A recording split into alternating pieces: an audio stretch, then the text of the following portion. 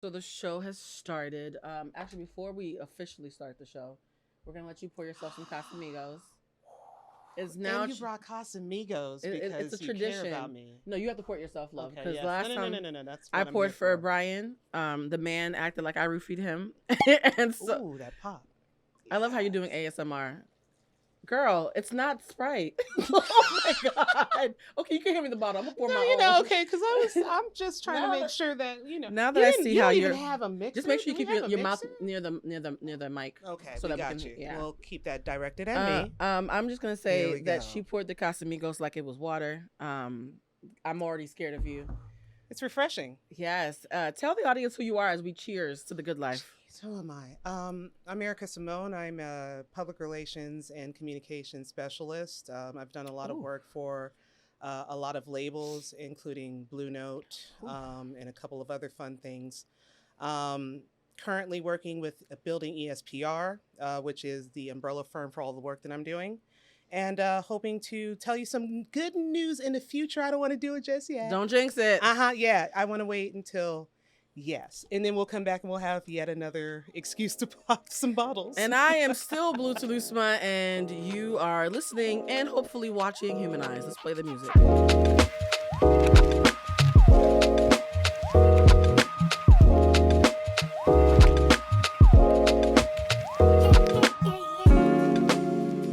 All right. Ericka, you don't have to. You don't have to. Music. The music's coming in, but here's the thing. So I ain't even drinking. Yeah, no social cues because this is in post. Okay. Okay. So one of the things I will say is that like the Casamigos, we've been drinking brown liquor the last couple of episodes. I forgot. No Henny truce. No, I don't do Henny. Okay, no Henny truce. Because I'm not trying to have children. Oh my God, the out of FBI would come after me. But no, there was a really smooth brown liquor, like a single barrel somebody that was amazing. Okay. But the problem with that one is it made the conversations very sexual. And the irony is that this episode is about asexuality. Yes, it is. So I felt like, brown liquor Betty needs to stay home. You are really drinking that Casamigos like it's Sprite. I mean, you don't have Ericka, you tell on yourself. For those of you who are watching us on Patreon, you saw how she gulped it. That's fine. Before we get talking about the main topic, because this episode is called Let's Talk About A-Sex. Get it? Let's talk about sex, but like with the A in front. We're going to talk about hot topics first. Okay. The first topic is, as we were driving over here, Ericka pointed out that the full moon was aggressive. Like it looked like the Samuel L. Jackson of full moons. I feel like it cussed me out. So the full moon has come out. I think it's trying to commemorate the fact that we all just barely survived Mercury retrograde. A point as somebody who's a spiritualist, there's no such thing as Mercury in retrograde. That's not a thing. You guys made that up. That's like saying Valentine's. So there's no such thing. Yeah, there's no such thing as Mercury in retrograde. It's Mercury retrograde. Okay. Black folks added a whole extra word in the middle of Mercury and retrograde just so they could crack jokes. Just to enhance it. You understand? Y'all just want to be able to crack jokes about microbraids and stuff.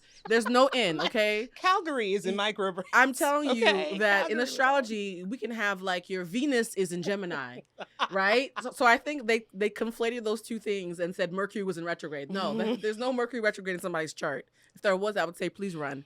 So how did you, and please guys, now that I've said that, I don't ever want to hear the in ever again. Mercury retrograde, 2 words. Now that we've described what it actually is, when it was moonwalking backwards all up and through your life the last 3 weeks, okay, how have you survived or thrived or learned about life in the last month that Mercury has been retrograding? Wow. Save space. Okay. Stay patient.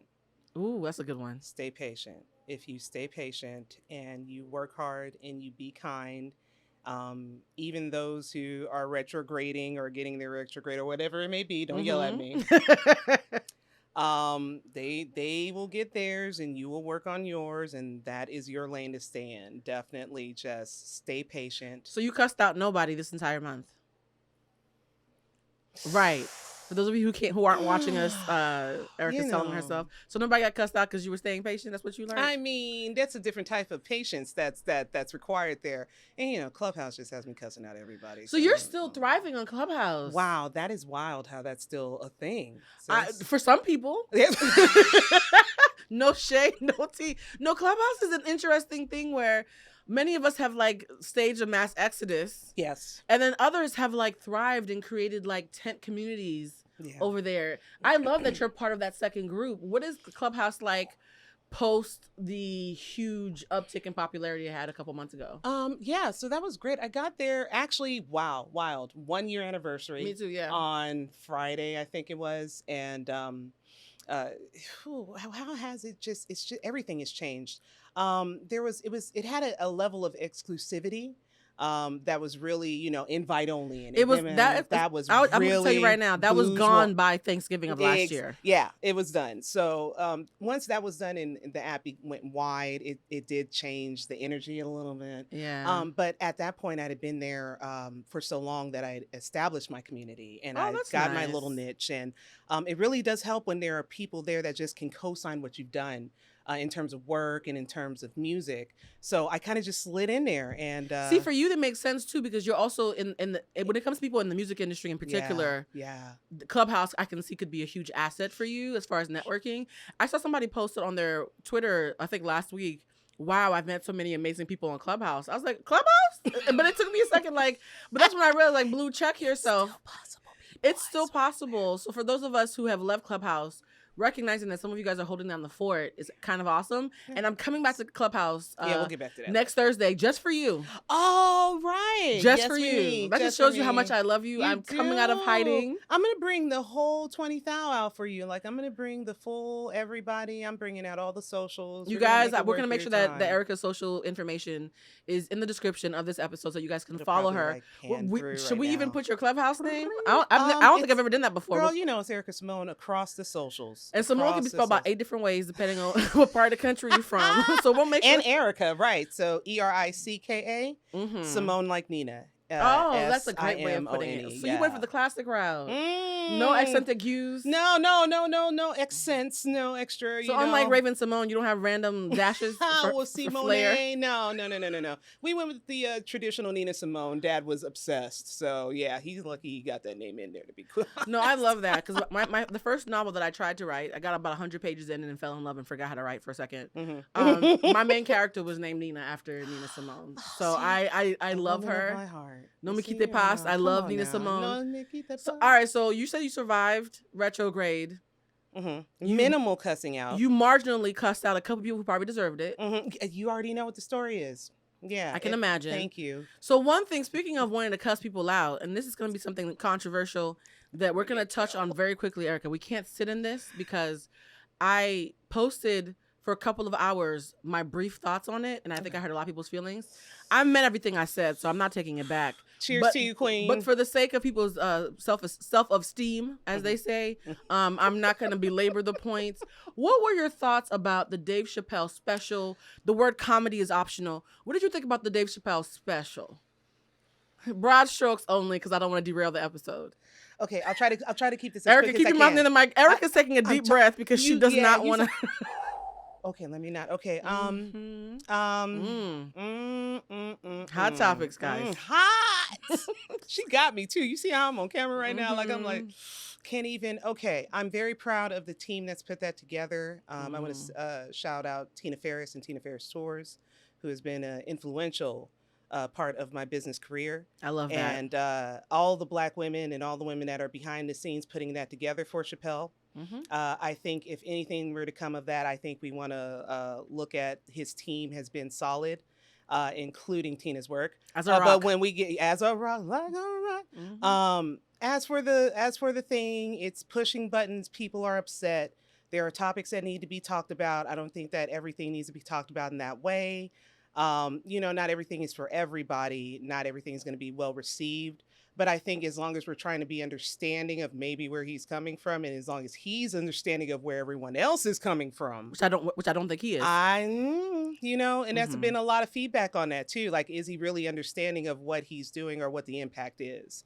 So I have to claim a neutrality to it. I don't want. It's not.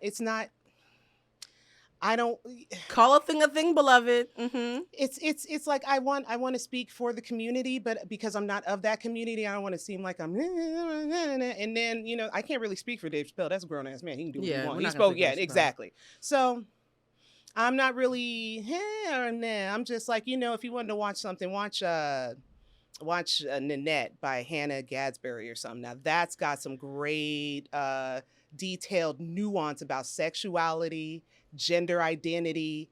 Ooh, she went off. That's how I like to direct it. If that's not popping for you, we don't have to talk about that. But some other things for you, Blue, I can get you to that will give you more entertainment and connect with who you are and what you identify with, for sure. That was the best way of bullshitting my way through that one. I love that, and because of the work that we do, there's politics involved. I'm not gonna right front. There are people from Chappelle's team who have followed my accounts and hit me up when I write certain things about him. Right. I'm gonna tell you this: for the most part of my adult life, was a huge Dave Chappelle fan. Right. I think we all were. Yeah, and I also have defended his right to have provocative topics. So I will say this. I am a cultural critic by trade, which means I don't do it on Twitter for likes. I actually get 6-figure checks based on cultural critique. Yes. It is not a hobby. It is my full career, over a decade into the game. I have to say that because one of the best. I am. Thank you for that, but I appreciate that. But I'm not somebody who does this for fun or for likes. It's actually something that is my bread and butter and feeds my family. Exactly. So being provocative in no way moves me because it's literally how I live my life, right? So I'm not someone who said, oh my God, this is so edgy and provocative, I can't take it. Yeah. I'm not that girl. Okay. My issue is the difference between punching up and punching down. Mm-hmm. And I think the huge intellectual blind spot of that special is that it purported as if, like, it acted as if there's gay people and black people and completely ignored those who are intersections. Both. And by doing that, it was unintelligent because it left out not only a huge majority of the room, particularly those who look like Chappelle, it also left out the folks who could be in the most danger based on what he said. So when you're talking about white folks versus who are gay versus black folks who are not gay, right? It's actually black trans people, black and brown trans people who are going to be most likely, statistically speaking, be murdered by those who are being emboldened by what you were saying. Exactly. So while you're acting as if there's no Venn diagram and there's the gays over here and the blacks over here, you're actually creating a space where people who are emboldened and feel seen by what you said are feeling even more emboldened to kill people. The exact rhetoric that was being shared is what gets black and brown trans people and gay people killed. Yeah. And as someone whose trans friend was murdered by a group of black men who thought she was a freak, I can't pretend that what happened was okay in that special. Right. And also, too, I have a black male friend who knows nothing about the trans community. And he was having a conversation with another black male friend who thought it was brilliant. By the way, it wasn't brilliant. I wasn't so provoked and edgy, whatever. I thought it was actually kind of lazy, to be perfectly honest. And to me, all that special did was underline the ignorance of the audience. If you thought Dave Chappelle's special was edgy and informative, all you're doing is revealing how little you know about the trans community. So all you guys did was show your own ignorance. It's like when white folks are watching Sage Steele talk and like, oh, Sage Steele, that negress is so provocative. But actual black people who know things about actual blackness are like, she ain't saying nothing special. She's just a coon, right? New. Like, you're just taking things that are hateful towards us, but saying it in a way that appeals those who already have a problem with us. And, so there's a confirmation bias that is happening that's not actually brilliant to those who she's speaking about. So generates revenue for those talk about on the other side of that, while harming others that are actually in danger. I see it. So for me, it's great. Dave Chappelle spaces, exactly. Dave Chappelle was only provocative to those who are ignorant about trans people, and you wanted a popular black man who you love and respect to make your ignorance feel like brilliance. But for those of us who are not ignorant, it wasn't all that edgy. There was no gotchas. I wasn't intellectually stimulated by what happened. And so, but the two black men that I saw discussing it, one was championing it, and he said, well, it's a comedy special. It's supposed to be comedy. And my other black male friend, who I adore for saying this, said, okay, so did you laugh? And he was like, oh shit, I didn't. So exactly, this wasn't a comedy special. When it's at the height of its brilliance, makes you think and laugh and learn. None of those three things happened for those of us who were in the room who knew what it really was. Right. So it wasn't even funny enough for me to be like, oh, this is edgy comedy. It was an ill-informed TED Talk, in my opinion. right? That would have been better served with the research team. That's my girl. So That's my girl. all Dave Chappelle did was give Black people who are too tired from dealing with their own oppression to learn about another oppressed group an excuse to sound like white folks. Sounds like the pedagogy of the oppressed to me, actually. Oppression Olympics. Yes, Meanwhile, very much. the Black gays who love you and are working with you and who are in your families, we spend all day like literally arguing with white folks outside just to come home and watch you watch Dave Chappelle laughing. So we're getting it from both ends. Which is why I've been really quiet about this, because, you know, I'm not going to say that I liked or that I hate, especially not that I liked, because I know that people are upset with this right now. So I'm taking the time to shut up and listen. But we're not upset because you guys blew our minds. No. So provocative. So we can get into that too real quick. Hot topic real quick. I'm tired of him talking about it. Let's get into it. It's his third special where he's addressing this. And he's not going to be canceled. So those who are like cancel culture. No. I'm going to say this. I was going to lie and say I'm going to say this one last time. I'm probably not. I'm probably going to repeat this every episode. Repeat it every day. Holding people accountable is not cancel culture. Saying, brother, you got it wrong is not cancel culture. Dave Chappelle is going to still be a millionaire when this is over. He's still going to be able to pay his rent, walk down the street, and make sure his whole team can eat. The Black trans people who are not going to be taunted by those who said, well, Chappelle said y'all are tripping, so y'all must be tripping. To get canceled anyway. Right? Dave Chappelle's not the one getting canceled by this. So stop this whole thing of y'all can't cancel Dave Chappelle. We know. We are getting murdered, though. You're worried about Black man's ego, while I'm worrying about a whole subsection of the Black community's livelihoods. Do you see how we are not the same? We are not the same. You're protecting one man's ego while I'm literally trying to protect a marginalized community that's being disproportionately murdered.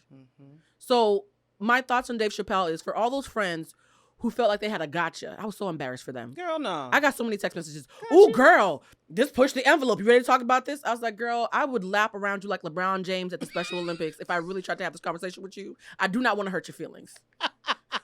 And I'm not saying that to sound ableist, guys. To my friends who are part of the community, I'm not trying to sound ableist. I'm literally trying to show you a jarring, playing with you today. A jarring narrative, right? I chose violence this morning, guys. She did, and she hasn't stopped the whole day. So I'm gonna let it rock too. For you mental giants who hit me up like, "Oh, Blue, I got you. How about the Chappelle special?" I would lap around you with just facts and not even get to my opinion. Right. I don't even have to, because everything I just stated, by the way, wasn't a matter of just pure opinion. You could Google everything I just said. No, it's facts. It's all fact-based. Statistical. It's all statistics, guys. So. This is so lazy that I don't even have to have an opinion. The facts itself are a drag. Yeah. But a lot of you don't have access to the facts, and that's why you thought it was like innovative. A lot of people ignore the facts, sweetheart. A lot of people are very aware of the facts, and just at this point, they choose to look the other way because it's either their entertainment or their personal comedy or their personal, whatever, their favorite. So they can turn a blind eye to things like this when it's their favorite and they're not being affected by it. So yeah, and I hate when he was trying to defend the baby, which is an interesting stance. And Yikes. He said, the baby can shoot shoot a Black man in Walmart and it's fine, but he can't offend the gays. But guess what he can now do? The baby can now beat up a trans woman or call her out her name or misgender her or cause any kind of emotional violence towards her. And he'll get away with it because of you, Dave. So that analogy needs to finish. Finish the analogy. Because you're talking about, gays and Blacks, but the gay Blacks are still in danger. And you're not helping. And he also used a term named TERF. TERF is for those who believe... Yeah, can you get into that for me a little bit? TERF are feminists who only believe biological women are women. Trans... exclusionary. They're exclusionary. So if you are not born with lady parts, they do not consider you a woman, right? Okay. Saying TERF when you're talking about trans people is like saying Nazi when you're talking about the Jews. Right. So for you to use a term that is so violent and to say it casually and then make a joke about sexual abuse, comedy, literally punching down. And then you say things like Caitlyn Jenner's cool, a white trans person who can't speak for the Black community that's dying. Who tried to run for things in California for somebody like me who's very interested and involved in politics and found out to be very, very, very disappointing at best. And then you cite your white trans friends are saying it's okay. Your white trans friends are not who they love to bring in their either their blankety blank friend that gives them permission to talk about the same thing. But doesn't that sound like when the Republicans bring on Stacey Dash and Sage Steele and Candace Crunchy Edges? Stacey Dash got the life sucked out of her. When I tell you that every single thing that Tucker Carlson disappointed me, Stacey. Every single thing that Tucker Carlson Carlson does on Fox News happened during that Chappelle special, and black folks did not see the analogy because we are playing Oppression Olympics where we only see privilege when it belongs to someone else. Yeah. Every single thing, I can literally draw you a diagram. Okay. Everything that Fox News has done to marginalize the black community and pretend to have a gotcha and be brilliant is what happened in that special. Yeah. And we see it clear as day when it's about race, but we don't see when it's about sexuality and sexual identity. You know, people, or gender identity, I should say. So people that don't deal with the issues that we do, specifically on the gender issue side, because me over here in my side, that's something different. They do not have the ability to really see what we see because it's not an issue for them. It comes down to just, since they do not experience it, it doesn't happen. But the gag is their brothers who look just like them are experiencing it because you have somebody gay or trans or gender nonconforming in your family. The black church would crumble if all the gays left, y'all. Let's talk about that in another show. What There'd be no black church without the gays. What choirs? Who's singing to Christ in falsetto? Okay. Who's getting that upper range? Okay, so let me woosah. Nam Myoho Renge Kyo. Ericka found out that I was Buddhist and like lost her mind when she came to my house earlier. Fortune baby. Yeah, I love the fact that you understand why. Yeah, no, you can be a spicy Buddhist, guys. You can be about peace, but do no harm but take no shit. It's still my life mantra. 5 worlds of hell and 5 worlds of heaven. Try to stay in the upper 5. Let's pivot away from Chappelle because I feel like I heard about a bunch of people's feelings with the facts, and I want those of you who need some salve or a cool drink. And to be frank, you need to spend your time on something that empowers and makes you happy. But I think being a non-trans human, standing up for the trans community did empower me. So for the LGBTQ plus people who I love and who feel safe around me, I'm taking this bullet for them. Like I needed them to know that I stand with them, even when it's not popular opinion. This is why I sit with you. This is why I'm tired of shit today. Excuse my French. I don't know if I'm allowed to say that. We can swear, girl. I'm tired of shit, y'all. We've been partying with the cool kids all weekend, and Blue was like, "Come through," and I was like, well, I have to just throw on the face. I love that you showed up for me. There's a thing now where all the guests who come now are people who like really do show up for me. And since we're talking about the LGBTQ community before we pivot away, I am wearing a shirt today. Yeah. And the shirt that I'm wearing today. Get into it. Is featuring a gay icon, Janet Jackson, but the shirt is actually made by our friend Blair of Blairisms. Hi, Blair. We love you, Brandon. Blair. Blair and Brandon are an amazing black male same gender loving couple. We adore them. It's how we met. It is how we met. So the fact that I was going to be talking about the Chappelle show and I was going to have you on the show, it felt like the perfect time to shout Blair out. So please, guys, full circle shit going full on. Circle. If you want to actually help the gay community and support black businesses at the same time, please check out Blairisms. That's Blairisms. Blairisms. Mm-hmm. We love them. They're good people. And I wanted to make sure that we uplifted a gay black business while having this conversation. Look at you taking each and every little intersectionalities, my friends. So speaking of people who talk about it, we be about it. Be about it. Speaking of people who talk about it, but I'm not sure if they be about it. What do you think about Kanye West? Sorry, I'm just joking. Ericka's like, wait, I thought we just pivoted. Are you trying to get me in trouble? She's trying to get me in trouble. I'm just joking. We did see the Casamigos. We did have Kanye West on the list, but I realized I don't have the bandwidth to do Chappelle and Kanye on the same show. So I'm making an executive decision. We gonna skip the Kanye topic. If you like Kanye, then great. I'm getting off easy, y'all. Look, I have no hate for Kanye in my heart. I was literally, again, one of Kanye's biggest fans. Yes, I think we all were at some point. There was a musical genius that was there. And, I'll never forget John Brown, Kanye. Oh. Graduation. He went and got Fiona. Kanye West, I think, is a musical genius. And I don't think we're being hyperbolic when we say that. But the spirit of Harriet Tubman stops me from continuing to be on his bandwagon. So let's pivot to something a little bit lighter. Let's pivot to I chose violence this morning. And you haven't stopped, and I salute you. And I mean everything, by the way, guys. If y'all see me in the street, somebody had to learn this the hard way recently. If I say something that you think is controversial and you see me in the street, I'm going to repeat it to your face. Taurus energy. Okay? Taurus energy. I'm going to repeat it to your face. I don't say anything I don't mean. And I have no incentive to change because it's how I pay my bills. The next thing we're going to talk about is Travis and Kourtney. Speaking of the Kanye camp-ish. What do we think of Kourtney Kardashian finding love with her? Mind you, they were friends for a long time. They were friends for a long time. Yeah. I was interested about that because I always think once somebody's your guy friend, you can't look at them like that anymore. You can't really take that. But the love of her life was there in the background the whole time, watching Scott Disick eat up her 30s. Eat her whole 29, He 30, ate up a whole decade 20, of her life. Yeah, he got like a good 2 decades out of that chick. So what do we think about Kourtney Kardashian finding love with her homie? So I'm absolutely for it. I'm a huge fan of Travis. I'm a huge fan of his family, his style, his fathering. Oh, I love that. Yeah, he's a great father. He's a great person. He's a great musician. Kourtney, you know, like, I'm happy that she seems to have peace.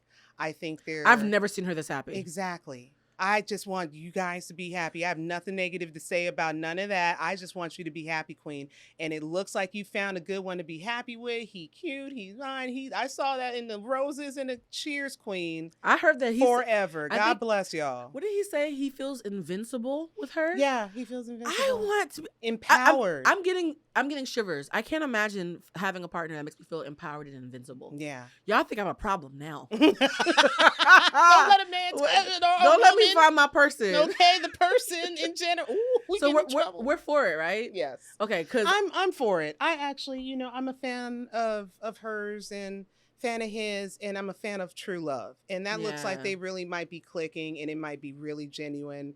And as long as their hearts and minds are in the right place, I think they've got something special. I will say that I'm just happy for Kourtney. She get the fuck away from Scott. Get the fuck away from Scott. Do you know bro. I'm about to say, do you know who got more messages about this engagement than Kourtney? It was Scott. His comment section was like, bro, you okay? Bro. Somebody go check on Scott. Like, I really shedding tears in a corner. So I will say this, as someone who is a baby cougar who tends to date young men who need a little bit of, you know, you cougering out early. Patience. Panther. A part of me, like a panther, a cub, something, right? As a baby cub, I thought that Kourtney and Scott would eventually get back together. I had to give up on that. I know he was my toxic white king for a second. Okay. I know. It's the toxic. You know why? Because he lost both his parents. You know, he was like an adult in the foster care system. He was like an adult orphan. Yeah, he was so lost. And so I think the savior complex in me, Captain Save-A-Ho, popped up for Scott Disick. Put on your cape. And I was like, oh, this poor little orphan like grown-ass man. Because Kourtney gave him a family, you know what I mean? A whole family. But then I realized the Kardashians, you don't have to keep sleeping with them to have access to them. So he can still keep the family, actually. Keep the family and still be at a distance. Keep the family and still be at a distance. That don't mean that he gets direct access to you, Kourtney, anymore. So for anybody who's been holding on to the wrong person for a decade, just let Kourtney Kardashian be a... Girl, you got free. Congratulations. Yes, that's what I'm here for. I'm happy to see her. And she's in my age group too. I will say women in their early 40s are kind of killing it right now. Yes, you are. We all look younger and than we should, which by the way is making me think that 40 just looks like this now. Yeah, this is what I think there should be a store called Forever 41. Because every time and I still ain't gonna fit their goddamn clothes.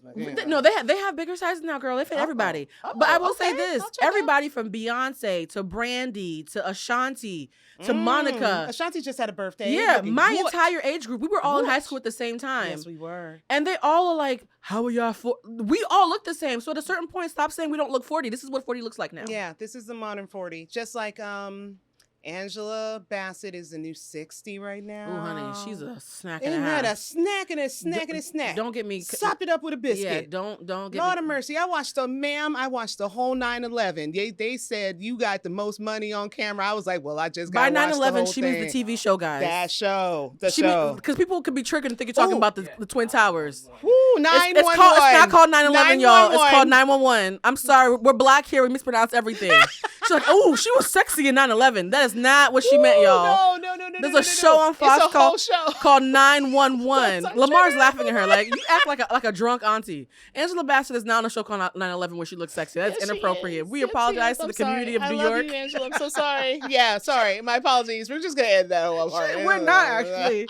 She looks so good. You guys Lamar's like, she's not on 9/11? That is so tone down. Hey, yo, I own it too. I mean, there's dashes. Y'all knew what I meant, though. There's dashes that say 9 but they knew what I meant, though. So, y'all, let's all check out 911. You're going to watch that. And support Angela Bassett. It's really good. It's a really, really good show. Really good show. Before we get into the main topic, Lamar's young enough to be like, look at here, auntie. She is not on nothing called 9/11. Look, big sister. Okay, not yet. No kids. No. Lamar, we're both old enough to be his auntie. I don't even want to talk about this anymore. Okay. This is just offensive, and I just refuse. need y'all to know that we've done the math. And no, don't do this to me. You're gonna make me put a You and I would be Lamar's. We just finished talking about how empowered this age group is, and you're already regressing. Regressing. A young, sexy auntie who can't tell the difference between 9/11 and 911. Okay, leave me alone. Keep going. Okay, so I want to know, what are you listening to right now? It's my favorite question. Your top 2 things that you're listening to. Put us on, since you're in the industry. Put us on. There's no way to give me 2. Are you insane? Oh, if for time constraints, we're gonna cut you off. Okay, yeah, real quick, running through cartoons, Joanna Teeters, Julia Civic. Spell that? Julia, Juliazivic.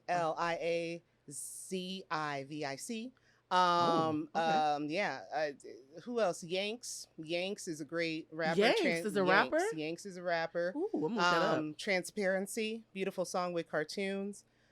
Salt band out of the I UK. love Salt. Girl, I have been telling you about Salt, and they still don't even know. We 5 albums one I year.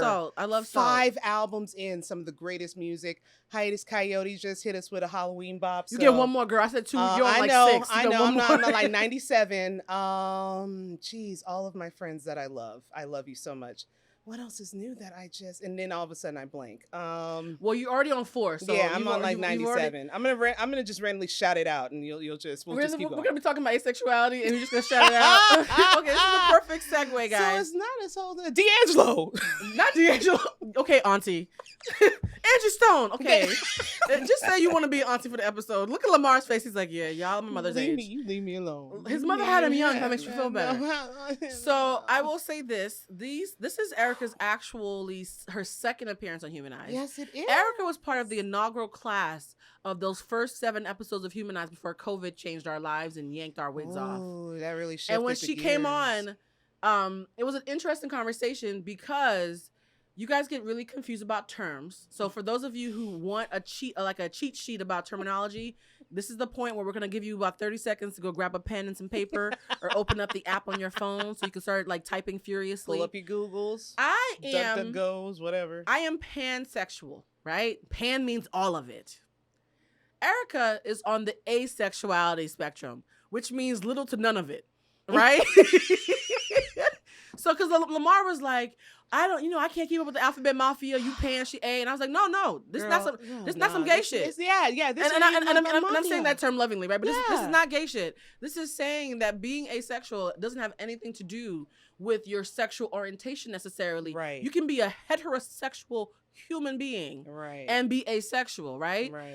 You guys need to understand the way the LGBTQ plus happens. Once you click on plus, they invite your friends and shit. Like, it's not even gay no more. It's a whole list of things like, it's just a bunch of other people who are just not the norm, right? Yeah. So, and not the norm is even a term that I use lightly because I feel like there's a lot of people who are what we're about to talk about. Subjective. Normal is very subjective. Mm-hmm. So the reason why I thought to have you on is I have a friend. She's very big in the industry. I'm not gonna call her name because I didn't get consent to name drop her. Okay. But we were hanging out, and out of nowhere, I think I had given her some weed and some brown liquor. I'm that friend when you're having a rough day, and we just keep keying on my love sack, chalking and whatnot. And she said, "Girl, I think I'm asexual."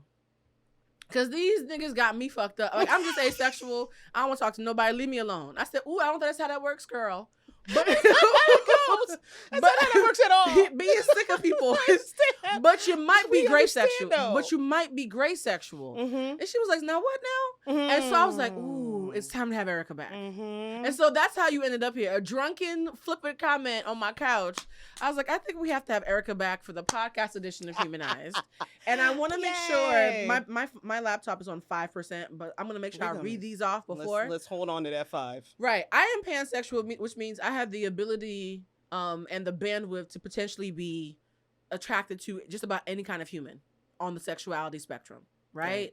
Whether it's gender, identity, sexual orientation. If I like your vibe, you might see my wobbly bits. However, I'm so yeah. It's the Casamigos, Yeah, y'all. I was gonna say while it was cast. However, asexuality is on the extreme getting other too end of the spectrum. So when we're talking about the Right. sexuality spectrum, me and Ericka are literally like the bookends, On the bookends of and the rest this. of y'all are somewhere in between us. In between, yeah. So let's go with the asexuality definition, and I'm gonna ask you if you agree with this definition because you know words have power, but Wikipedia is on some fuck shit. So if Wikipedia got it wrong, this is your opportunity to clarify, right? We'll get it right. According to the Wikipedia, asexuality is a lack of sexual attraction to others or low or absent interest in the desire for sexuality.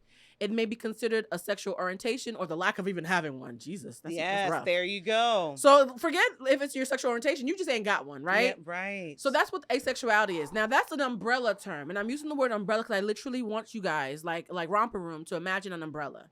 Now I'm gonna explain to you what's underneath that umbrella because you can say that asexuality has a lot of things that are housed underneath it, and under that umbrella is where I think a lot of people that I know personally fall. Right. I got some friends who I think I've diagnosed accidentally on purpose. Some of y'all, if you love me and we homies, please listen to this part because some of y'all are about to hear yourselves. Gray sexual or gray romantic means someone who experiences very limited sexual or romantic attraction. They may experience sexual or romantic attraction rarely or at very low intensity. So they can be in relationships where they're feeling sexual attraction and feeling romantically connected to someone, but it's rare and or low, right? I have a lot of friends who I personally think are gray sexual. Very much so. And a part of me wonders if it's nature or nurture for that. So we'll get into that conversation in a second. I know some people who I know are for a fact are conditionally gray sexual, but then I pushed back and said, but Blue, what if they had been hyper-sexualized and they were gray sexual the whole time? Exactly. So I'm not sure if the chicken came before the egg on this one, right? So a lot of you out there are for those of you who say, Blue, I think I'm asexual, but y'all were laying it low and spreading it wide in the early 2000s. You probably are just gray sexual, right? Then there's demisexual. Now, this is what I personally think I am. Yes, for those of you whose brains are about to explode, bitch, you pansexual and demisexual. What else are you? Yes, okay. What other combinations Mind can we your go business, with? okay? Y'all should never give me a dictionary. Mind your business. Demisexual is somebody who can only feel sexually or romantically attracted to a person they already have a strong connection with. The reason why I say I am demisexual is because I'm around a lot of fine motherfuckers. Ain't it fun? I know so many attractive people. I don't give a shit. If you don't like me and you're not sending me some fever, I am completely apathetic to your fineness. Yeah, right. So when people say, Blue, how do you have so many attractive male friends? If you're not courting me, I don't want you either, brother. So for me, it doesn't matter what you look like or how compatible we are. If you are not sending me a signal that's getting me romantically attracted and intrigued to you, the way that you look means nothing. And even if you do send me that kind of signal, if we don't have a deep emotional connection, I'm still going to be apathetic. So I have a lot of attractive male friends whose feelings are hurt when they shoot their shot, and then they put no effort in making me feel emotionally safe. Yeah, right. So for me, as a demisexual, my emotional safety is literally how I become attracted to you. Okay. Like I can't, if I'm not connected, I don't care. You can't connect. I don't care. It's just not anything you can get into. So my thing is, do you think you're demisexual or do you think you're gray sexual? So definitely falling more in between demi and gray, probably on the demi side. Look at us being a little kindred. Yeah. With my whole ass. Who would have thought? No, here's the thing. Because it starts with asexuality. It really does. And I do want to be very clear that we salute LGBT, but we do acknowledge that this is completely outside of the gender conformity or sexuality identity situation. This is more Ericka is a straight cis hetero woman, by the way, guys. Yeah, mostly. Oh, okay, we'll talk about that offline. Go ahead. Yeah, but yes, no, male energy is preferred here. So there is a clear distinction between someone who is completely ace, who does not enjoy sex or has had sex and does not enjoy sex, or is just, making the choice to be celibate as well. That can kind of fall into that sometimes. That is completely different. I do enjoy sex. I do enjoy men. I just very much, it's been very low. No, my drive, that's another thing that we need to get into. So my drive is very high. Like, it's very high. So when you finally do meet someone you like, you want it. Then we're going all the way in. Okay. We are going all the way in. Oh, that's what you're saying. We're going all the way in. We're going all the way in. How far do you want to go? There's a joke in that. Oh, that's a joke in that. Okay. The irony is we thought we were going to have a non-sexual conversation about asexuality and you already making dick jokes. Okay, I mean, I appreciate the dick. Let's look at Lamar's face. I told Lamar we were going to have a non-sexual episode. She made the dick joke. Not with this chick in the Casamigos. You knew what this was. Anyway, she acting like she don't know what this is. So, while we love Lamar,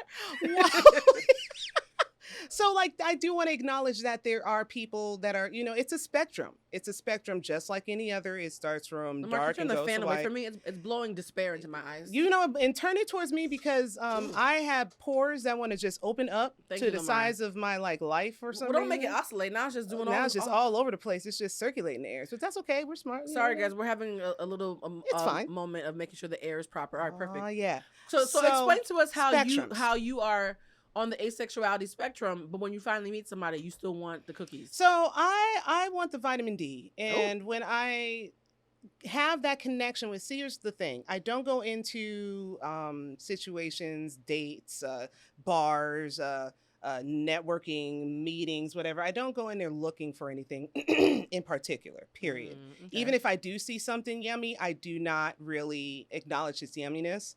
I tend to be hyper aware of people lusting or sexualizing others, and it's not really welcome energy. So, I try to keep that turned down. Lustful sexual energy that comes out later. No, I'm saying for you, it turns you off, or you. How do you feel around those of us who are a little nasty? Okay, so I love the little nasty. Here's the thing: it's the approach. So, like, there are times when you see somebody cute and you navigate and you become their friend first. A lot of people don't want to do that. They just like, hey girl, ow, hey girl. Come here. So even that's vulgar, right? But even if an attractive man came to you and came onto you in a less tone deaf way, would that turn you off as someone who's on the asexuality spectrum? No, I would be more interested in redirecting them, trying to figure out is this business related, is this personal related? Let's figure out what you're trying to get to. So let's say he's like, no, it's personal, girl. Okay, so let's start taking this slow. You know what I mean? Like let me go ahead and get your personals, your informations. If you're on social media or not, let me take a look. Usually if I see something I like, I'll feel some type of way, but it's not really until we have a first date or a couple of date types of situations where I can get to identifying things like, frankly, are you married or not? Where your girlfriend at? Where the kids at? I mean, that's just called dating. We literally have to ask that now. The question though, how long? Because there's a lot of people who are listening who are going to be learning about this for the first time from listening to this, and we will make sure that we direct a link for you guys to see Ericka's first appearance with us, where we did a complete deep dive on this. Yeah. But how long does it typically take for you to even start thinking of someone sexually during the courtship phase? Days, months. Weeks, at least weeks. 2, 3. So if you're talking to somebody who's attractive and lovely, and y'all have been on 2 dates, and it's about 3 weeks in, and it's late at night, and his voice is doing that thing it does. That voice is doing the thing that it do. You're not going to be feeling what the rest of us feel that early? I mean, I'm feeling the tingles, but it depends on if in those 2 dates, like, I've been able to really connect with you on a real way. If I haven't connected with you, take me home. I mean, yeah, it's hard. This is a hard knock life over here, you guys. I'm not impressed. So you're not gonna be. So what I'm hearing is, I mean, it's gonna tingle a little bit, but a little bit. Yeah, for but I'm those not gonna respond to the tingle. Who are, I don't want to say hypersexual because I'm getting salute older the hypersexuals. I'm not. I mean, I've gotten older, so I'm getting. I've calmed down in my good age. We mature. Yeah, but like if I'm talking to somebody and we're in the courtship part of the conversation, and we've gone on 2 or 3 dates. And we've been talking for 3 or 4 weeks or whatever, and it's late at night and your voice drops. Shaboing boing, right? Boing, like boing. I think I'm not saying we're gonna smash in the moment, but I'm gonna feel a lot more than just a tingle. Because so you're saying that we get there faster than you is what you're saying? Yeah, exactly. Just a little bit faster than me, and usually even with the dates and the things like that, it's very rare that like. It goes shaboing boing for me, yeah. Oh, so the shaboing boing itself is even rare. Yeah. Oh, wow. It's either on site, because remember I told you about the last one, and that literally was the last one in our previous episode. That was 2 years Humanized. ago. Girl, I ain't seen a dick since. I'm proud of it too. I just realized my mouth be, froze. You guys, for those I'm of you who be are watching the honest, video, my and I face. haven't seen. And this is another part and spectrum of the the gray that we need to talk about. Look at the Wait, you haven't seen a dick in 2 years? I'll say like. I'm not judging, by the way. I love your transparency. Lamar's like, we got 30 minutes left. Wait, so no. I need to sit with this for a second. Okay, so since probably last year, around about this time. A year. Yeah, around about this time, year last. You exhaled. You literally like, no. Oh, okay, no. It's not as bad as we thought it was. You guys report. It is not as bad as you thought it was. I'm taking shallow breaths, guys. This is not my ministry. This is why I love the show, where people can humanize. And I will say this. I'm going to say this right now. And this is something that I also wish I had said to Brian last week. When we stopped taping last week, we stopped taping too early because there was about 20 minutes where Brian shared some real personal stuff about his sex life that didn't make it. But maybe that was God saying we want him to come back. Right. And he shared things so candidly that in the wrong company could have been judged, but he knew he wouldn't be judged here. Exactly. I love that you trust us enough to understand that you can say, I haven't seen a dick in a year or two or whatever. But you're in a space where no one thinks it's weird. We're just learning and we're shocked because it's a whole different reality from ours. Right. So I want to make sure that we underline that tone, because I think a lot of people are like you pretending to be like me. You see what I'm saying? And I think I'm what people are pretending. Like I'm a horny toad, right? And I'm honest about it. I'm not a hoe, but I'm very in touch with my lady parts. Yes. And so I think a lot of people, because the world is sexualized, when they meet someone who's sexually open like me, they pretend to feel a kinship to me. But then when I get to know them, I find out that they're more like you. And so I want folks to stop. You ain't got to lie to kick it. You ain't got to lie, Craig. So I love that you're so honest, even in my presence. I know that I'm being self-aware that because I'm so open about sexuality, sometimes people pretend to be able to keep up. To be in your good side. Yeah. Right. And y'all ain't got to do that. Yeah, to for all you gray sexuals, asexuals, I don't want it. I need you to know you're I don't want it. I don't want it. I made up my own little subsection. I have some friends who are just I don't want it. It's me. You're all safe here, guys. Y'all ain't gotta be boning to be my friends. No, it's true. Because Lamar tried to come for me yesterday. He was like, hey, you be talking about dicks and stuff. I'm like, look, I can be friends with asexuals. Yes, you can. Exhibit A and B. So yes, so for me, and I'm gonna be transparent. Yeah. If I hadn't seen a dick in a year, I might cry. See, right, in the shower. I just might have a Miss Seeley moment. Really emotional when I get a dick. I would be dealing or vagina if I'm in a relationship. If whatever you feel like. Not being touched in that long, I think would hit my spirit differently than it would hit yours, right? Okay. So for me, my question is, for someone who's asexual, do you just not have the yearning in the way that I would? I have urges, I have yearnings, but I do not engage or respond to them as other people would. Oh, so y'all get horny? I mean, yeah, we get horny, but then it's just go take a fucking shower, get over yourself, go walk off, go get a boba tea. I don't think they made a shower. No, I don't think. I mean, maybe the shower head part of that is for but we don't even do that. You know what I mean? Maybe not, but for me personally, fix your face. Don't tell on yourself. We already told on ourselves. I already did. Jesus Christ, please hire me. So Ericka's like, my employers are gonna see my this employer, but he's great. You're so when an asexual or demisexual person feels sexual or yearnings like horniness, you're saying for you guys it's more like a fruit fly than a earth-shattering pounding in your, so you're not getting heartbeats in your vagina like a woman would. Ooh, I have had the heartbeats. Because I have had the pulse. Yeah. I can't feel the pulse. But it just doesn't really sit with me like that. I go to sleep. I get up. I do something. There's other things to be done than just acknowledging sexual urges. I think that's a huge thing. Is that every urge should not be necessarily engaged. I think that there is a problem with self-control when it comes to this a little bit sometimes, especially with men.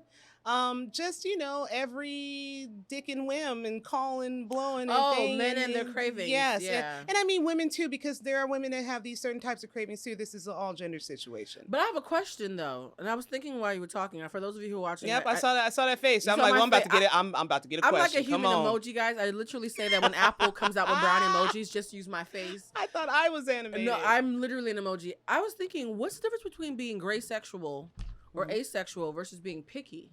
Okay, so picky. Because I have a lot of friends who sound like you, but they just call themselves picky. So here's the thing, picky, and that's great because that's what we talked about that a little bit. People, that's how it was more expressed when I was there. Oh, she's just picky, or she's just bougie. This bit bougie. So diddy. Oh, so yeah. Oh, okay. So you want somebody that's going to college with you and stuff like that. I'm like, no, I don't think there's so much that.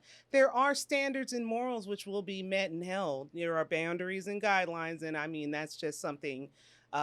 Praise my parents taught me early that I will have in all of my relationships, male or female. It's just boundaries and healthy ones too.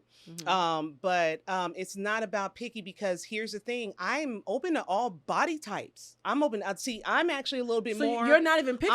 You're just great sexual. Got it. Exactly. Like I'm dating all colors. I'm dating all sizes. I'm actually one of the women that doesn't mind a short man. Let me tell you something. The best action I got was off of somebody shorter than me. Lamar and I have a friend, Damage, who's always championing for short men. I clap for short men. I see.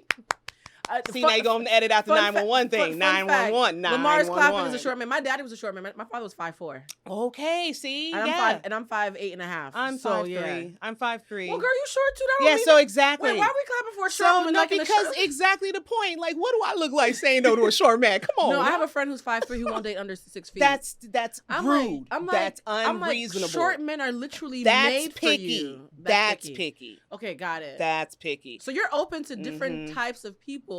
You just are not ruled by your urges in the way that a much more hyper-sexualized person would be. You better fucking read. Okay, so what about those people who have just their vaginas have gone dead?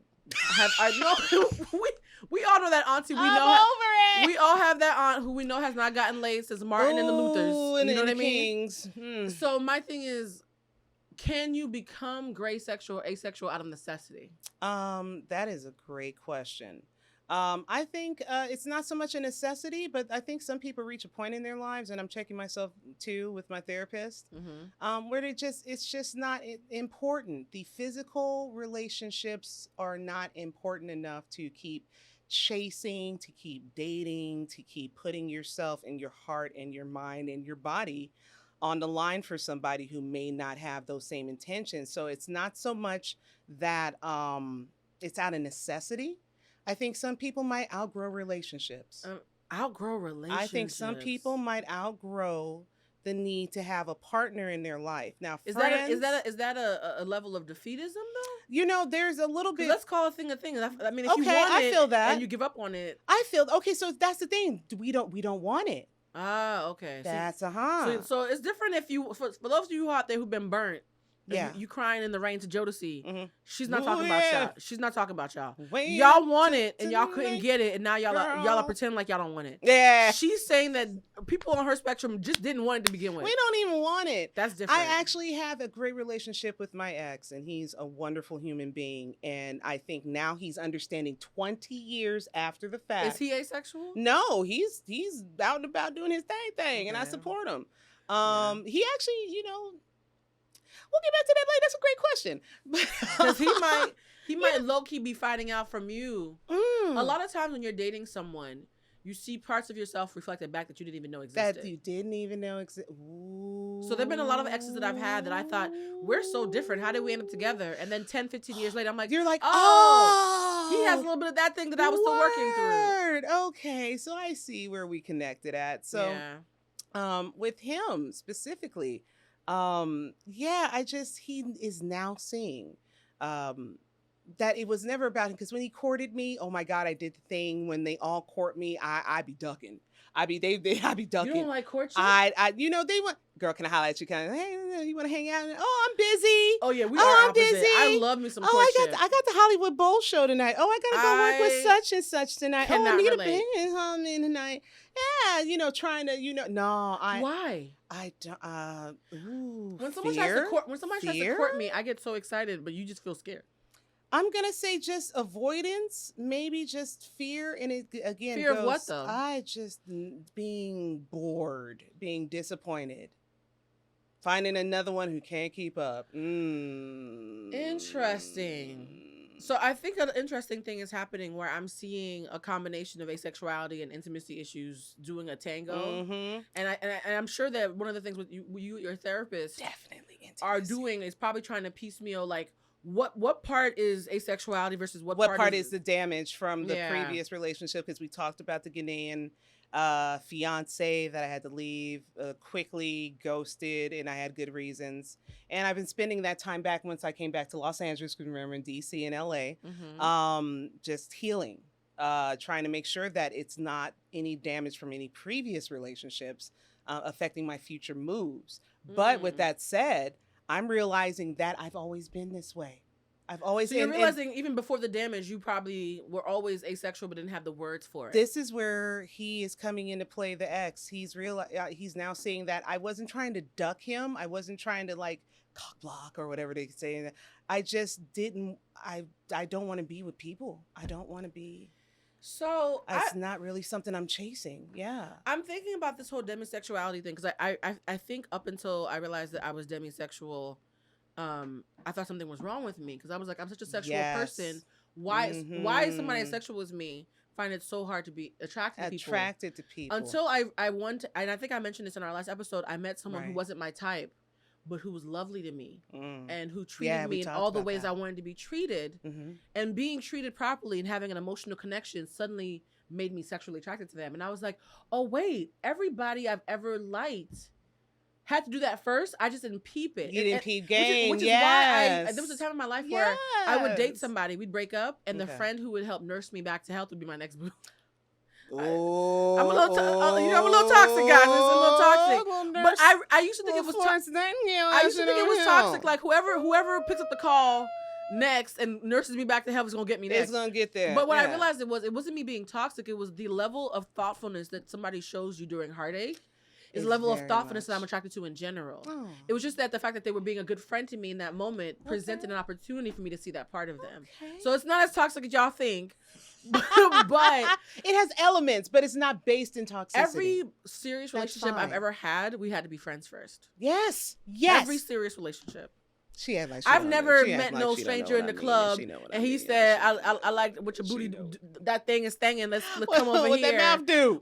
I've never had an experience like that where it's been anything more than a one night stand. Sorry. So what stops me from being asexual is I will have. My thoughts do not represent the thoughts of my employers or anything or any clients that may be. So I was gonna say is what stops me from being asexual is I will have the one night stand. Okay. You won't. I would have the one night stand, but I won't. Be able to date them unless they invest in me emotionally. Gas. But somebody who's asexual won't even have the one night stand. Oh, nope. And here's the scene, and this is why I'm not ace, I'm demi. I have had the one night stand. Are you gray though? Are you gray sexual? Here's where we're going. Here's where we're going. We're playing word bingo, guys. We are working through this in live time. Do you see this? Wrapping it up. Okay, so here's the thing.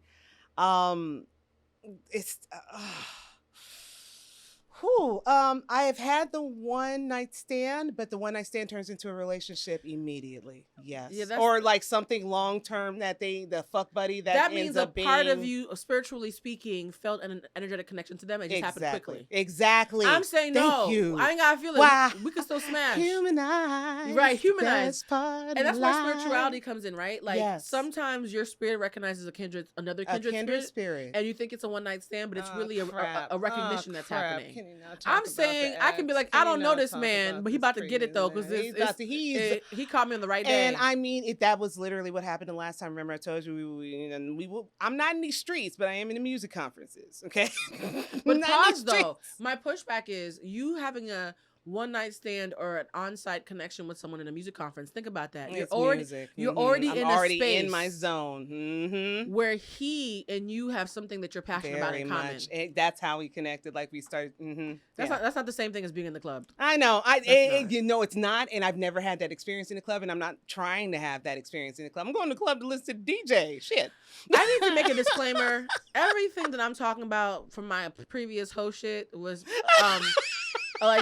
was pre-Trump era. You know what I mean? I think Donald Trump made me asexual for about 5 years.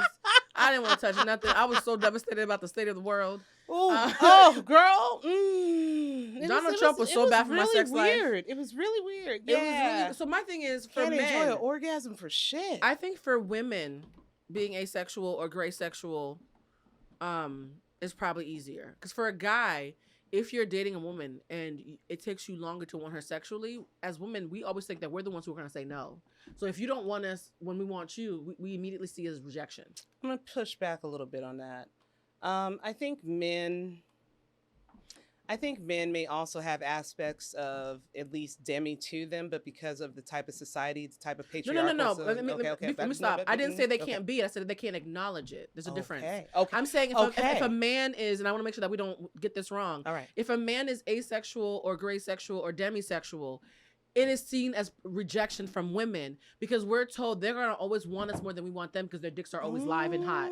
So as a woman, I can say, hey, it takes me longer to be sexually attracted to people. It's going to take me a couple of months. If a man says that, every woman I know, personally, they're gonna be like, it's gonna feel rejected. Oh, you must not want me because all me. Men are dogs. All men want to fuck everything. So if you don't want to fuck me on sight, you must not like me. So I'm saying there's actually a feminine privilege in the asexual community. How many men must feel like that about me when he thinks I'm rejected? Lamar, look at Lamar. I'm so old. But Lamar, do you see what I'm saying, right? Oh. So I'm saying that I want to, because you guys know, even though I'm a woman, I'm a human being, so I see things from a human perspective. I think that when it comes to asexuality, women are actually in a place of privilege because we're allowed to be slow and they're not. If I meet a guy who's we are actually supposed to be the slow ones. But if a guy doesn't want to smash you on sight, he's either gay or doesn't want it's a whole episode of Sex in the City. So if you're an asexual Aiden man, Carrie, and Carrie was like, I'm trying to smash, and Aiden was like, no, I'm trying to take it slow. And Carrie got all salty, like, why is you not trying to smash? I'm Carrie. So I want to make sure that we pause with this and sip on this for a second. If you are a man who is asexual, gray sexual, or demisexual, I need us to all acknowledge that we recognize that as women, we're socialized to not give you grace. Because we're socialized to think that if you don't want to fuck us immediately, you must not want us. And let me give the reverse of that. If you are one of those people who has been in that situation and they don't understand you, it's not about you. Yeah. And it's more about them and what they have been conditioned to think it should be in a relationship. And I think that a lot of addressing what relationships are and how we express ourselves in them, especially sexually now, is very important to, building something long-term or just something where you're both, you don't have to be on the same, y'all don't have to be hypersexual and days, you can meet in the middle. And sometimes because people are so thrown off by people like myself or other dudes that they don't know what to do. They think it's personal and it's about me. Women take it personal when men don't want to fuck them on sight. Yeah. But then they take it personal when men do want to fuck them on sight. Yeah, men get mad when I'm just like, y'all are screwed. Goddamn cat call. Be like, hey girl, hey. And I'll be like, what's you doing? You know what though? No, did nobody tell you that shit don't work no more? It doesn't work anymore. I will say this. And I want to make sure I choose my words thoughtfully. Let me get a minute check too. I'm realizing how that. How many minutes we got left before I'm out here? How many minutes? Okay.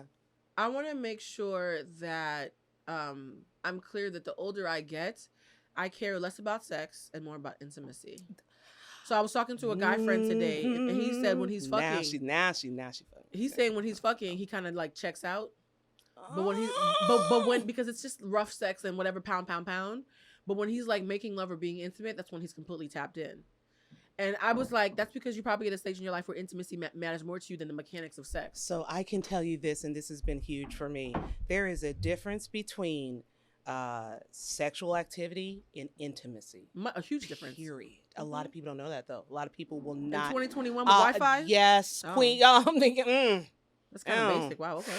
You'd be surprised how basic you can get out here. Yeah, I'm giving myself the permission to give y'all the true face because intimacy and sex are two completely different things. And I find that people are longing for the intimacy, the connection, the privacy, the feeling completely safe with someone, the being able to be completely physically and emotionally open and not be judged or not, have their rejection be there in any type of way.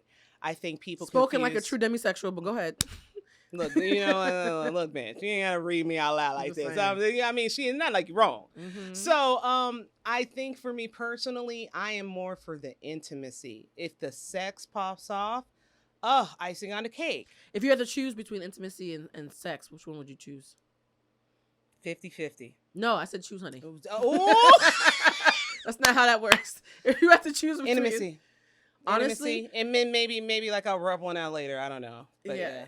I will say this: we're supposed to be the opposite sides of the spectrum, but if I had to choose between intimacy and sex, I would always choose intimacy. because I've actually had sex without intimacy that made me feel lonelier. That's the okay. So that was when you have sex with someone that you don't have a connection with. If they catch you on the wrong day, you actually feel worse. You end up than being by yourself. You done spent your energy. You done burn calories. You done took on somebody else's sweat. You got a crook in your neck. You got no reason. Like your hamstring is all messed up. Your again. pH bounces off. Your back is all the blown bedroom up. Smell funny. You gotta air out the bedroom. The bedroom smell funny. Your pH bounces off. I don't even like your ass like that. Now I gotta go douche and shit. Like I don't want none of that. You gotta burn the sage to get the energy out the house, and that's what I've been avoiding my whole life. I just don't even want to have that in my house to even have to flush out. Yeah, no, I think there's a lot of people who are not asexual or demisexual or any of those sexuals that we named who can still relate to that universal truth of empty sex, right? Empty sex. For those of you who've been listening and who are saying, ew, gross. For those of you who are listening and are saying you can't relate to anything that we said today, and there will be some of you. Yeah. I need you to know if you've ever had sex that made you feel empty, in that moment, you're relating to us whether you realize it or not. Yeah. Because empty sex to me, it's almost like having a bad lunch. I'm a Taurus, so I'm about to be a Taurus right now. Taurus moon, let's get it. You give me a bad meal, it'll fuck up my day. Taurus. You ever spend good money on bad food? Yes. It will fuck up my spirit. All I wanted was a Wetzel's pretzels that day. That's all I wanted. And you're thinking, it's a Wetzel's pretzel. I would have rather fasted. I would rather have you wasted my calories. You wasted my calorie count. So bad sex is like it's wasting my calorie count. Yeah. You know, I could have ate something better. I could have went to In-N-Out, but no, Ericka, I just wanted a pretzel that day. So here's the thing: how would somebody ever? I was thinking I could never hook up Ericka with anybody I know because I'm not even thinking she would even want to be hooked up. Respond. So this is where we're different again. For me, if I became super rich, super famous, super well accomplished, they had buildings named after me, but I didn't have last time. And we did this last time, and nothing's changed. If I did all this amazing shit that you guys think is popping on the gram, but I didn't have my partner and my family, I would feel empty. Yeah. And Ericka said, "Give me all my coins. Where's my statue? Give me my money. Give me my career." So you don't need the partnership to feel like your life is fully satiated. You know what? And that's the biggest difference between me being pan and not being asexual and you being on the gray sexual scale is that partnership to me is still something that is deeply ingrained in what I consider a satisfying life. You know what? I don't think that is tied in. That has ties to sexuality, definitely. But I think the desire to have a family is more based in community and how you were raised, like somebody raised you correctly.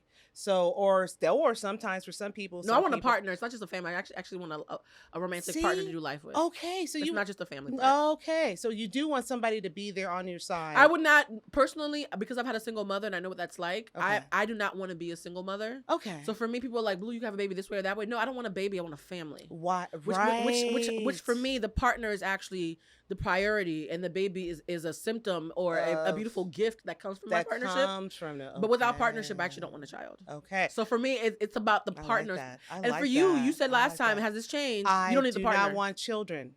I'm going to look dead in the camera and I'm going to say it as someone who is softly landing in 40 for me personally. I think that the success that I've had in my career, in my personal life, and everything else comes from the fact that I do not have children. I do not want children. I knew this early, maybe 2-3 years old. Lamar's nodding his head. Lamar, He's like, yo. Lamar, pause for a second. Lamar, are you... Delete the 911 thing. No, we're not deleting that, girl. Okay, we're not... Angela Bassett, I love you. Lamar, pause for a second. Lamar, are you saying... Do you think you're gray sexual? I just know I don't want kids. Okay, he's like, Lamar just said, I don't know what I am, but I don't want no kids. But you can relate to that. It's just for me personally, there's so many spectrums. Okay, first of all, I have some amazing friends, Ray, Steph, and about to name my people's kids. Everybody, yeah, exactly. They let me raise their kids. Cindy, Sean, Steph, and my boy Joel, Ray and Brian. Beautiful children that make me long for some of the only times where I'm like, wow, that's a beautiful family. But I also know that they are one-offs. What these families have, they've been working on them things for years. I've seen some of those relationships even before them kids they were friends for years. They were partners for years. There was something That special seems there. to be a theme from the Kourtney Kardashian thing. So are we in a space where we just need to be friends with everybody first? Yes, you guys, please, if you want to build a long-lasting relationship So with according somebody, to this conversation, the please, only relationships that work are if you are please. friends first. Yes. That makes sense. Or if you the best relationships that I've had have been based in friendship first. Yeah. Then it pops off later. Either it was on site and it popped off later, or it was on site and we handled that a little later, which was the return to Los Angeles. A little You different. Just said the same thing twice. What's the other one? So there's a return and then immediate bang bang, but Uh-huh. then or a return and then later bang bang bang after I've But what about those who weren't on site though and still had a friendship? I mean, that's a whole. We still had a. That's the majority of people who are not on site. Exactly. And it happens kind of. The on-site one is one. The last one that we talked about at the last show. So you've and never. he was unique. That I'm talking about. But have you ever? Off. Because I'm hearing everything's on site, which still reinforces if I don't feel it on site, it can't grow. I'm asking you, is it possible for someone to grow on you and not be on site? Now it may be possible, but even still, when I see somebody, I pick up on that energy and I know whether it's even gonna go to that next level. I don't relate to that at all. Okay. Because I've had relationships with people who I saw them and didn't give a shit. And then later on. And later on, when I was emotionally available, they were talking right. I'm like, oh, and these are people who are attractive. But again, for me, that's a part of me being demisexual is you being attractive. Okay.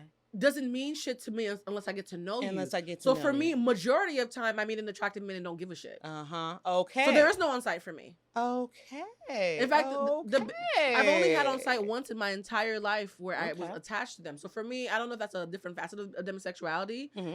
The on-site thing isn't my narrative. Like, I don't care if you are fine. I don't care if everybody on the gram wants you. I don't care how much money you have. What does it have to do with me?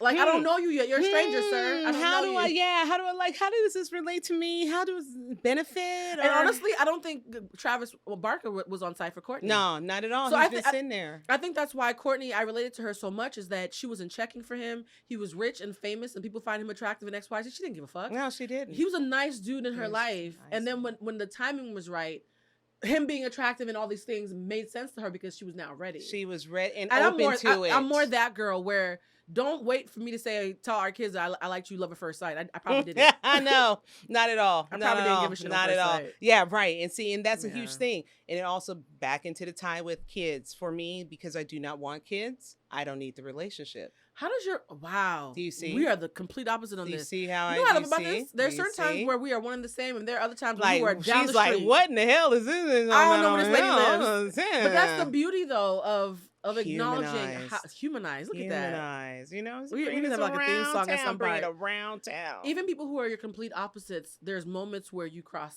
and you intersect and you completely understand each other. Exactly. And I think that's the beauty of this conversation is, again, we are the bookends, asexuality and pansexual. That means all and nothing. Literally, all or nothing. I'm literally all and she's nothing. Or nothing. And yet there's a million in the places. Same frame. Literally the same frame.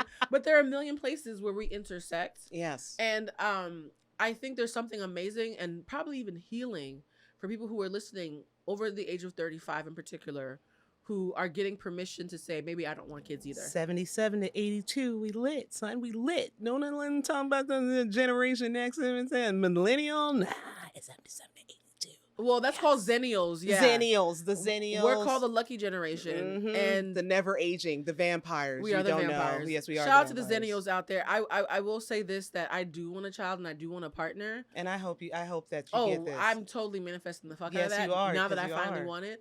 But I love knowing, to your point, I think you're right. I think all the things that I've been able to do in my career, as a mother, I would have been a shitty mother. Thank you. I would have been a shitty mother. And here's moving in the way that I've been moving for the past 10, 15 I don't think years. you'd be a shitty mother, but here's my what it is. kids would be like, where is she? Okay, so that's the part. To me, that's kind of shitty. Like, where is this? So Lamar would have been burping my babies. Look at Lamar. Like, no.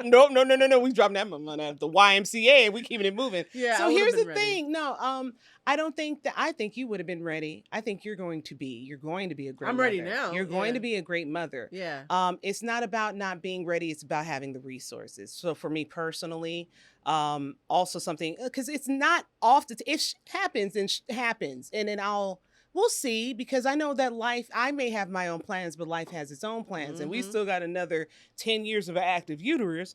Oh, happen. So the irony of you getting pregnant and be like, oh shit, I guess yeah. Now that the one next would be, time you show up on whoa, the show, you're gonna don't be pregnant. fuck- I'm be like, so you say- guys, why would she say some shit like this? Why would she say? Why is she saying this? she's gonna come back on Don't the show. let her say this on TV. Pregnant as the day Edit is this. long. Edit this. We're not editing anything. She's gonna jinx me. But here's the thing, I for am me personally, and drinking. here's where the jinx I deny, because my kids got to go to the elites. My kids are gonna go to the privates like I went to. My kids are gonna go to the Colburns like I went to. My kids are gonna never want for anything. My mother was able to pull that off as a single mother, but she had like several degrees in education, so she was able to do that type of life for me. I don't want to necessarily do it by myself. I don't want to do it on my own, but I know that if I did have kids, it's not a game. You know what I'm saying? It's also a privilege to be able to do It that. is a absolute privilege. It is not some like next privilege. right of, it is the most important step of your life, being a parent. Please remember that. I actually think the fact that I respect single mothers so much is why So I don't want to be much. one. Because I said to myself when I was, because think about it, I'm the product of a single mother. So Right. a lot of the time when people think about being right. single mothers, they think about if they can pull it off. I'm thinking about Cheers to my single mothers. child and the life that they would have. I know for me, my mother was an amazing mother, but there was so much longing that was baked into her DNA from not having my dad around and for doing it alone. I always said, and this is something that's going to probably piss some people off, but this is just my personal truth. I never wanted to be a single mother on the bus. Because I remember being a child and watching single mothers struggling to get their babies on the bus. And there was something so heartbreaking about the mechanics of that. Like That snapshot for me personally, I said, if I'm ever allowed the privilege to not get pregnant, because, you know, sometimes you just get pregnant, you have no choice. you don't have no choice. But if I'm ever allowed the privilege of not getting pregnant and having the resources to do it in a different way, if I ever have a choice, I'm never going to choose that for myself. Okay. Those who didn't have a choice, I will never judge them. But for me, I can't actively choose that for myself because I was the kid in the stroller. I'm the kid being yanked up by my mom while she's begging the bus driver to help her. I was like, I can't go through that. I cannot go through that. So for me, and you have to think about it, I was born in Port-au-Prince. Ooh, So I was born. I I was born in the poorest country in this hemisphere, right? And so because I was born literally in poverty, and then we went to Havana, which was just as broke. So I'm just like, well, okay, we're going from broke to slightly less broke. Upgrade 1 to upgrade 2. And then we went to the hood on the East Coast of. By the time we got to the hood in America, that was our upgrade. Yeah, that was your upgrade. I was like, y'all got indoor plumbing. Like this shit. Oh shit! I know there's it's a the toilet projects. on the inside now. I know y'all think this is the projects, but y'all can flush, right? So because I grew up, flush. it was a big deal. At will. I didn't have indoor plumbing. You don't have to Port-au-Prince. pour the bucket of water into the thing. We were bathing in the bucket. So for me, I'm being dead ass honest right now, guys. For me, as someone who was not even born in a developed country, and who literally, I'm a mess, right? I was not born in a developed country. There are rich parts of Haiti. I didn't come from none of those parts. I was literally born in a village where we literally showered out of a bucket. And so for me to go from that to then being in the hood and saying, oh, we're in the projects now, but at least we have indoor plumbing, but we're getting robbed every Friday. Literally every Friday we would get robbed. We knew if you live in the house on Friday, hustle.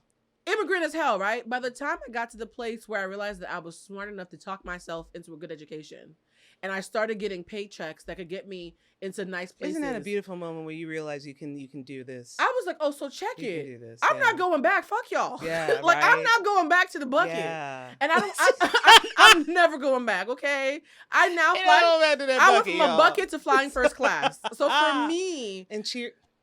I want let's cheers to that. Let's cheers to first class. First class, always. And let's cheers to all the white folks who judge us in first class and say, ma'am, this is the first class line, as if I didn't. Oh couldn't yes, read my I ticket. have A3. It's for me. Yes, Girl, yes. don't even get me started on the. Sip, sip, sip, sip, sip, Let's sip, sip. sip. So that's why for me, personally, and I know this is about me, I cannot have a child in the semblance of struggle because I feel like I've paid my dues. Yes, you have. So, but I still want a kid though, right? So the irony is you don't want a kid, but if you do have a kid, our kid probably go to the same school. Ooh, they go to the same school. And that would be lit because I would have a parent who is my age, which a lot of people sleep on. Two parents, because I need a partner. I'm yeah, not doing it right. alone. Two parents. I'm claiming and that. Also, it would be like a tag team situation where, oh, you need to want me to watch kids so y'all can have a little freaky Steve weekend. Okay, come bring them on over here. Okay, I may have a little something that I need to do. Or So I have you're saying that if you do get pregnant, Ew. You just want to make sure that you sync up with me so that our kids can be play friends. Yeah, that's maybe if it happens with you, if it happens with you. Y'all see if that? It hadn't, I just converted her right on the show. Ericka and I are gonna have babies at the same time. Ericka's throwing up right now off camera. We're gonna have babies at the same time. They're gonna go grade school. Children. I will say this to those of you out there who are single Help, moms. help me, please. But Help, no, please, Ericka, help, I want to make sure we please. say this, and I want to be serious about this. Please, To those of you out there who are single mothers, I hope you recognize Oh that my God, as my bougie greatest respect. and as opinionated as Ericka and I are, we defer to the fact that you are superheroes that we could never be. My mother is single, divorced on her own. She made the choice, and then she went to go get her education. Y'all are god body. Yeah, I can't do that. You are the most revered. Oprah Winfrey said, "I'm Oprah, and I still couldn't be a single mother." Exactly why So, Oprah doesn't have no kids. Give yourself some credit that the thing that I think a lot of Black and brown women in particular take for granted is something that your faves who are running their mouths on social media probably couldn't pull off, myself included. So I just want to shout out those people out there who didn't have a choice or who did make the choice for themselves because they did have the bandwidth and that I don't have. You know what? Also, because y'all are amazing to me. I couldn't be y'all. I literally couldn't do it, but y'all are amazing. Shout out to the single fathers as well. Exactly. That are out there trying to navigate that space as well, because I know that sometimes it's not always the best situation that you want. But I see a lot of great men out there making the sacrifice and doing what they need to do in order to make sure that their kid is loved and know that they're taken care of. No, I love that you said that because I do love a lot of single dads. But we love our single mamas more. I just had to. But here's the thing: though, single dads will always get applauded because they're considered rare. Yeah, birds. we're giving them their cookie, but we don't need to give them the cookie. But I do want to shout them out. But I just want to recognize that a single mother is looked at as somebody who didn't know how to keep her vagina in check. There's so many negative while a single stereotypes. father is like, oh my God, you have a baby and you're a dad and you stuck around. On, you want some vagina? So we do love single dads. It doesn't matter if she wouldn't be a single mother if you hadn't left her male companion. No, they think that all single mothers are Jezebels and Jeez, yeah. Okay, but it would be a Jezebel situation if you hadn't left the mama in the beginning. So to single parents in general, shout out to y'all. We love you so much. We couldn't do it. I can't do it. I have it. I'm not gonna say I'm 30 years old. I'm not gonna do it because. And to those of you though, there's a third group. People like us who started off saying they couldn't do it and then did it. And no, they had a partner or they had the resources and they lost one or the other. Damn. So there are people who start off like us. So for those of you who are widowed or lost all your money. Oh, for the ones who did what you were supposed to do and they left. For the ones who did what they were supposed to do. Or just passed away. Passed away. Widows, yeah. They left you in whatever physical manner that they did.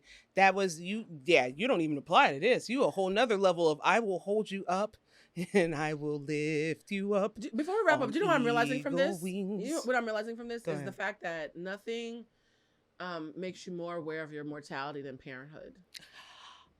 Because it's funny. My beloveds are starting to pop up with the things that we got to get ready for that part of our lives where, yeah. So because I'm at the age right now where my mother's in her mid-70s. Same. And I'm like, oh, you're about to tap out, huh? So this is me?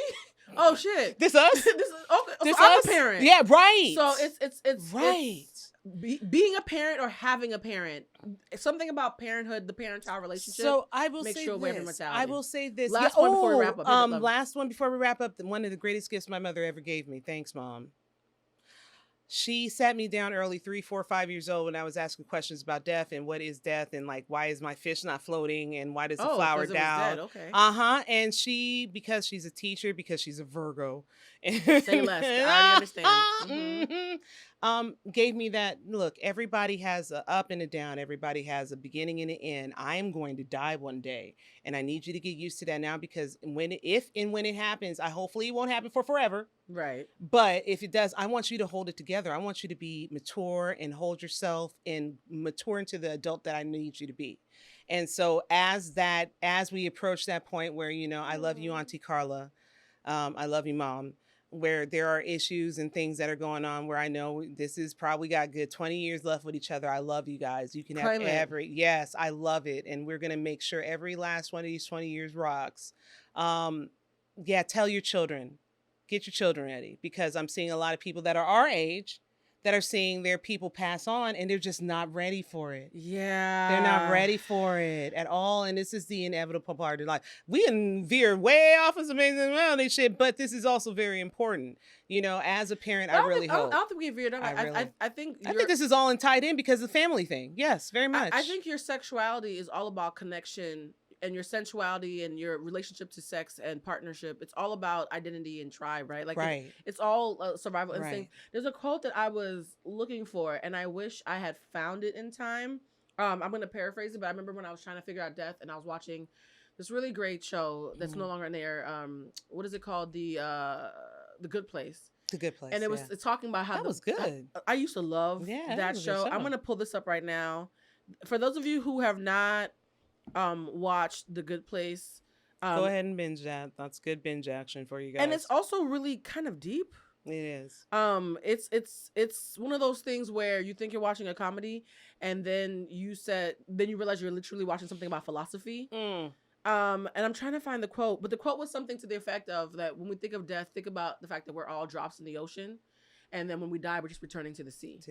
So instead of you just being a single drop, you're just returning to, you're everywhere instead of just one place. You know what I mean? To the sea. And it's crazy because it's a very Buddhist mindset, by the way. It is. And so like when I think about it, like when my aunt passed away, she died, but she didn't leave me. She's just now everywhere.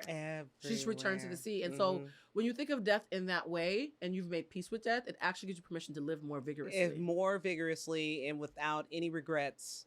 And fully, you don't think about it. You're just trying to live day to day and honor every moment that you guys have with each other. And with that said, I need to go visit my Aunt Carla in San Diego this weekend. Well, I love that you were here for this episode. Girl, we're going to do this like 7 more times the way this is going. This is the only person that I like to have interviews with at this point because I don't like people. If you haven't. You really don't. I don't like people, which is what this episode is really actually about. Ericka doesn't like people, part 2. We're going to figure this out. All right, I gotta do the outro.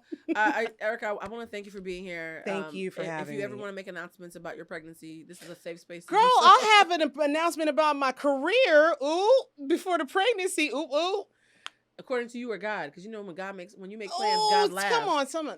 I'm just saying. All right, you guys. She's trying to get me pregnant. Guys. This episode, I can't get you pregnant, and I'm just the Casamigos. Don't nobody want me no goddamn way. Don't nobody want me no. Don't speak that into existence. That's a lie. I mean, all right, time for the intro. Ready? All right. So I just want to thank you guys for listening to Humanized. This show is sponsored by BlueTentricShop.com, where you can get spiritual baths, intention candles, or even book a tarot reading with me. Yes. This is about to be a lie. I think I'm booked for the next month, and then I'm shut down for the second half of December. So if you haven't booked with me in the next 2 weeks or so, get it in. You probably won't get me again till next year. Yeah. If you like what you heard today, please give us a 5-star rating because apparently that helps the algorithm. And subscribe to the show wherever you listen to your podcast. Very specifically on YouTube, Apple, and Spotify. And for those of you who want to see the video for each episode, early releases and bonus content will be available on our Patreon page. That's patreon.com/BlueCentric. A lot of faces have been made in this episode, so oh my god, the animation, and it took 2 me emojis. Yeah, 2 big old extra emojis. I want to thank you for being so brave. This is so great. Every time we do this is some real honest, just a great conversation. And for some reason, our careers tend to progress enormously in between these 2 things. So I think we just need to keep this shit up, sis. And you haven't seen a dick in the year. Hopefully, you won't end this year without seeing one. I don't really need it, y'all. I don't really need it. I'm gonna manifest some good dick in both of our futures. That's good dick at some point. Cheers. Cheers. Bye, guys. Bye. We love you. You know, holla at me. Holla at me. I might be picky, but holla at me. It's cool. We can end it like...